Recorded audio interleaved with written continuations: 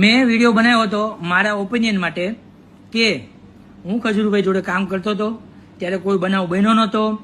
ખજૂરભાઈ એટલે સેલ્યુટ લાયક માણસ છે, વ્યવસ્થિત માણસ છે, બધો વહીવટ. મેં કીર્તિબેન તમારા પપ્પાને એવી બધી વાત કરી હતી, બરોબર?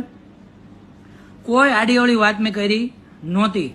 પણ એને હું કર્યું ખબર છે? આખી સ્ટોરી તમને હું આગળ કહી. મેં જયારે વિડીયો મૂક્યો પછી બીજા દિવસે મને એક ભાઈ મળ્યો. મને કે વિડીયો ડિલીટ મારવો છે, તને ₹1,00,000 અપાવું. મેં કીધું તારી મને ઘાલે, 1.5 લાખ તો મારો લંડન ઇમિગ્રેશનમાં પગાર છે, હું કેમ તારો લાખમાં વિડીયો ડિલીટ મારું? અહીંયા માણસો મોકલે પાછી એમ.